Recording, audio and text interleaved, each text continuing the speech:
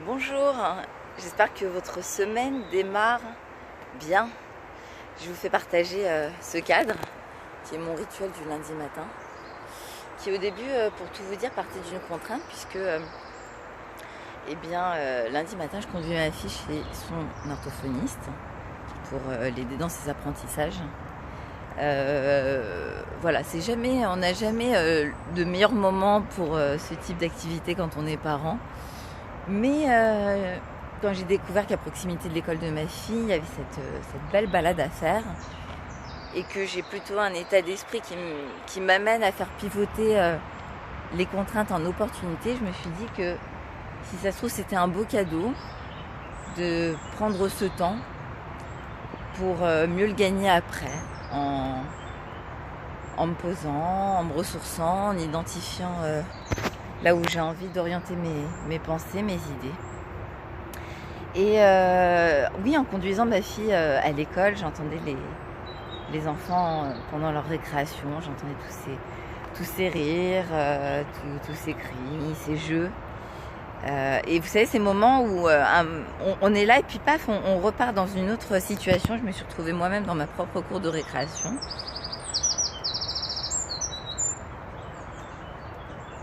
Voilà, profitez-en.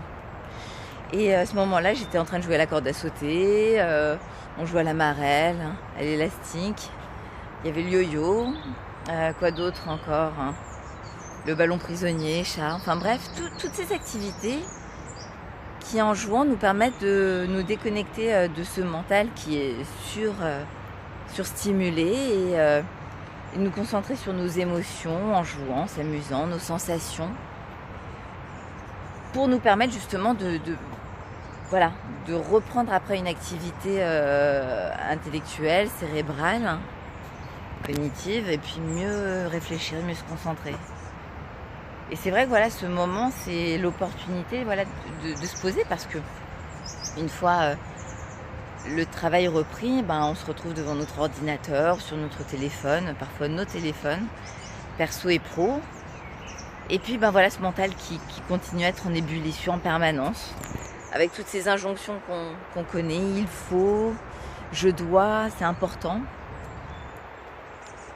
Alors moi j'ai des petits déclencheurs qui s'activent, c'est-à-dire que quand il y a quelque chose qui apparaît comme important, je vais le mettre entre parenthèses et y apposer ce qui est essentiel. Parce que dans ce qui est important, des fois il y a aussi les autres, des obligations que l'on se colle ou que l'on nous colle et qui n'ont pas plus de sens que ça pour nous, qui sont des enjeux que l'on s'approprie, et c'est bien de remettre les choses dans leur contexte. Et aussi, j'ai un mantra que je vous partage aujourd'hui, qui est le suivant. Notre cerveau ne fait pas ce que l'on veut, il fait ce que nous lui demandons avec précision. J'ai quelques mantras que je garde, je fais très attention parce qu'il y a de la boue, je vais éviter de créer le buzz en glissant dans l'eau. Mais j'ai quelques mantras que je me répète régulièrement, que j'affiche un peu partout, même qui peuvent faire office de fond d'écran d'ordinateur, que je partage aux personnes que j'accompagne, donc en coaching, et qui ont la vertu de s'activer au moment le plus opportun. Et donc, se répéter, notre cerveau ne fait pas ce que nous voulons, il fait ce que nous lui demandons avec précision.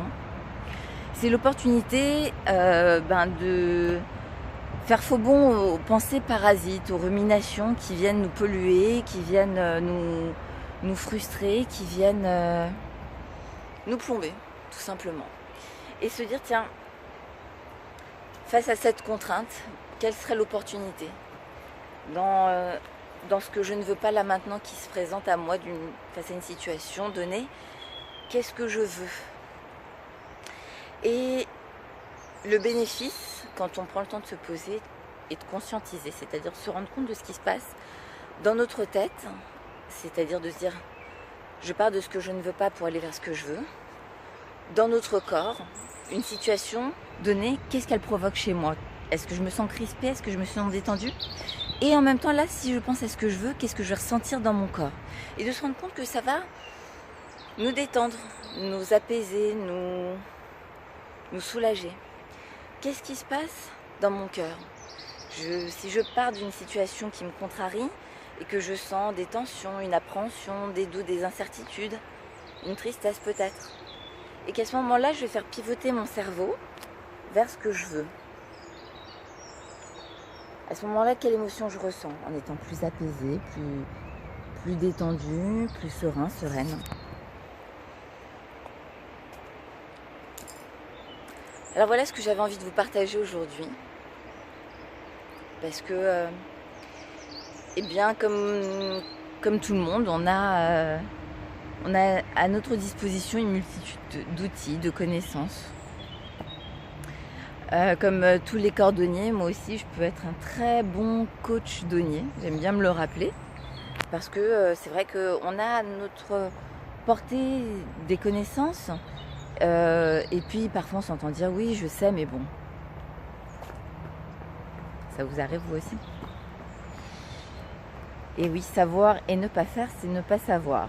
C'est ce que j'aime bien rappeler aussi aux personnes que j'accompagne et qui luttent. Alors je vous fais cette vidéo en rappelant des choses que j'ai certainement dit dans d'autres vidéos, mais parce que voilà, on a un cerveau qui est extrêmement puissant et qui franchement vous amène dans la direction que vous lui demandez. Et parfois on s'entend dire j'y arrive pas, c'est plus fort que moi. Il n'y a rien qui est plus fort que vous, c'est vous qui déterminez vos pensées, c'est vous qui déterminez qui vous voulez être, ce que vous voulez faire et devenir, à condition justement de prendre le temps de se poser et de le définir, de le diriger et de faire pivoter. Voilà, je vous souhaite une lumineuse journée, une très belle semaine. Je vous ferai certainement une vidéo avant ma chronique pour vous révéler le sujet, qu'on puisse en amont travailler dessus. En attendant, je vous dis à très bientôt et je vous rappelle, soyez inspirés par tout ce qui vous fait vibrer. Au revoir.